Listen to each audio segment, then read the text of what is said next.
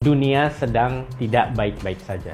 Saking gawatnya keadaan dunia, PBB membentuk satgas khusus namanya Global Crisis Response Group untuk mengatasi krisis global. Satgas ini dipimpin oleh 6 orang pemimpin dunia. Presiden Jokowi termasuk salah satu pemimpin yang dipercaya diminta menjadi pemimpin Satgas PBB ini. Nah, sebetulnya seberapa gawat sih memangnya kondisi dunia sekarang ini? Lalu kok bisa-bisanya PBB percaya dengan Pak Jokowi untuk membantu mengurusi dunia yang sedang kacau balau ini? Dunia yang sedang kacau balau ini bukan cuma soal perang Rusia-Ukraina. Di negara lain, misalnya di Belanda, 40.000 petani turun ke jalan untuk demonstrasi. Petani, 40.000. Malah sampai ada yang bakar-bakar jerami di beberapa titik-titik strategis di negara Belanda. Bahkan ada petani-petani yang membawa traktor-traktor mereka memblokade jalan-jalan tol di Belanda. Di Sri Lanka juga sama, puluhan ribu orang turun ke jalan.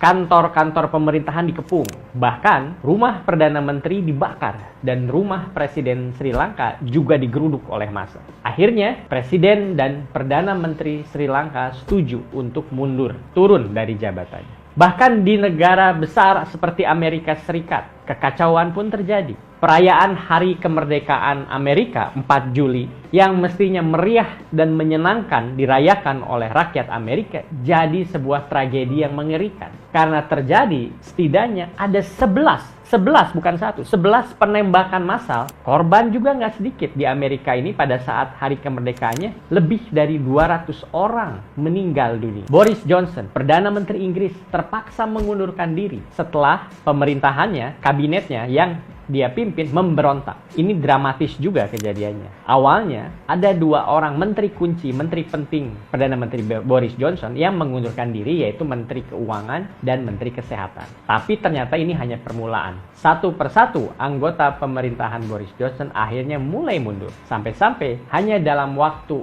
48 jam saja ada sekitar 50-an anggota parlemen Inggris yang mengundurkan diri. Kalau sudah seperti itu, tidak mungkin lagi pemerintahan bisa jalan, sehingga terpaksa Boris Johnson pun terpaksa mengundurkan diri, lengser dari kursi jabatannya. Tapi dari cerita Pak Boris Johnson ini, kita harusnya bisa sadar dan bersyukur kalau kondisi Indonesia ini sekarang jauh-jauh lebih baik dibandingkan Inggris atau banyak negara lain yang mengalami krisis sekarang. Kita sudah mendengar Presiden Jokowi sendiri sudah pernah bercerita kalau ada 60 negara yang terancam bangkrut. Kita sudah lihat itu terjadi di Sri Lanka. Mungkin selanjutnya Argentina, Mesir, dan Turki bisa menyusul. Nah, di tengah kondisi yang serba tidak jelas yang kacau balau ini, kondisi Indonesia alhamdulillah masih baik-baik saja. Malahan, Presiden Jokowi dipilih dan dipercaya jadi salah satu pemimpin dunia yang masuk dalam Satgas PBB penanganan krisis global. Nah, dengan posisi ini, Presiden Jokowi itu jadi punya PR pekerjaan rumah tambahan. Harus ikut mikirin dan beresin krisis di skala global dunia ini.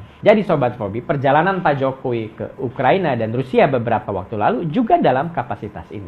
Nah, ngurus negara-negara lain ini ada untungnya juga buat negara kita. Pak Jokowi bisa ikut berusaha menyelesaikan masalah krisis ini ke sumber-sumbernya langsung. Dan yang juga tidak kalah penting, Sobat Fobi, kepercayaan PBB kepada Presiden Jokowi ini tentunya adalah sebuah bentuk pengakuan. Pengakuan apa? Pengakuan kalau sejauh ini penanganan krisis yang dilakukan oleh pemerintah Indonesia sejak COVID sampai sekarang ini patut dicontoh oleh negara-negara lain. Pengalaman Indonesia patut dibagikan, di-share ke negara-negara lain. Dan tentu ini juga berarti pengakuan kepada kepemimpinan Pak Jokowi. Jadi, dari cerita ini kita bisa bandingkan bagaimana justru semakin dilanda masalah, kepemimpinan Pak Jokowi semakin bersinar, malah diakui dunia. Inilah untungnya pemimpin yang memiliki visi yang jelas, yang punya fokus yang jelas. Dan bukan hanya itu, kepedulian ke rakyat yang nyata, yang tulus. Bukan hanya politisi yang memanfaatkan suara rakyat dan kecemasan rakyat saja.